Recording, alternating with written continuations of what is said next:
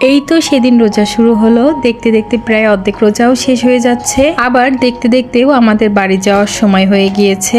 Hello everyone, আসসালামু আলাইকুম। কেমন আছেন আপনারা সবাই?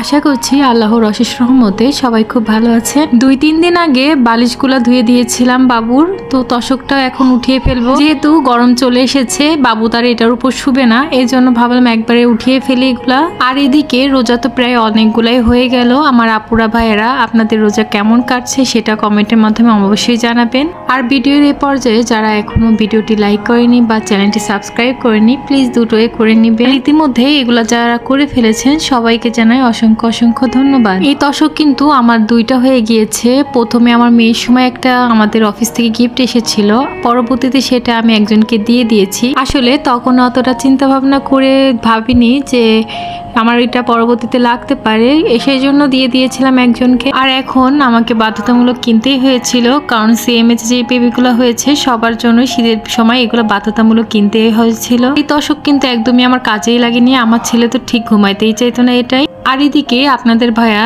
2 দিনের জন্য নাটোরে গিয়েছিল, সেখান থেকে বাবুর জন্য কিছু ড্রেস কিনে নিয়ে এসেছে, সেগুলো একটু শেয়ার করি আপনাদের সঙ্গে। আপনাদের ভাইয়া এই ধরনের ড্রেসগুলো আরো কয়েকটা কিনতে চেয়েছিল, তবে আমার ভয়তে কিনেনি, ভেবেছে আমার যদি পছন্দ না হয়।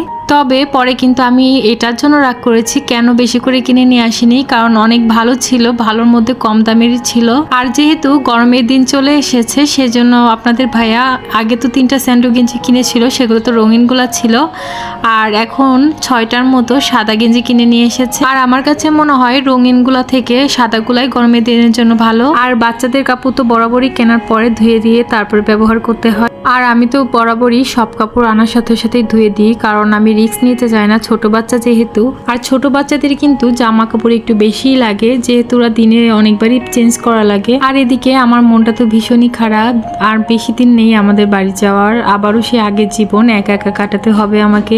বাচ্চা কাচ্চা যতই থাকুক, দিন শেষে কিন্তু আপনাদের ভাইয়ের জন্য খুবই মন খারাপ হবে আমার। আর এদিকে বরাবরের মতো আমার মেয়ে আমি যেখানেই কাজ করব সেখানে ও গিয়ে হাজির হয়ে যাবে। আর ইদানিং একটু ভিডিও দিতে আমার উলট পালট হয়ে যাচ্ছে, কারণ এতটাই ব্যস্ত থাকছি যে ভিডিও এডিট করার সময়টুকু পাচ্ছি না। হাজার ব্যস্ততার মাঝেও আপনাদেরকে ভালোবেসে আমি ভিডিও কষ্ট হলেও একটু চেষ্টা করি শেয়ার করার জন্য, কিন্তু আপনাদের সাপোর্ট না থাকলে আসলে সেটা আমি পারবো না বেশি দিন। আর এদিকে রাত্রে সেহরির জন্য আমি এখানে মুরগির গোশটা রান্না করে নিচ্ছি। কালারটা যদিও ক্যামেরাতে একটু অন্যরকম লাগছে, কিন্তু কালারটা কিন্তু বেশি একটা খারাপ হয়নি। আর গোশের সাথে আমি একটু পোলাও রান্না করেছি, সেটার ভিডিও আসলে শেয়ার করতে পারিনি। আজকে বাচ্চাটা এতটাই জ্বালাচ্ছিল যে ইফতারিটা পুরোপুরি রেডি করে বসতে পারিনি। কিছু কিছু কাজ আপনাদের ভাই ইফতারি করার মাঝে মাঝে করছিল। আপনাদের ভাই তো এখানে একটা তরমুজ কিনে নিয়ে এসে একদমই ঠকে গিয়েছে, দেখেই বোঝা যাচ্ছে অনেক পুরনো এবং এটা একদমই পাকা না, শুট। তারপর আর কিছু করার নেই, আপনাদের ভাই তবুও কাটছিল।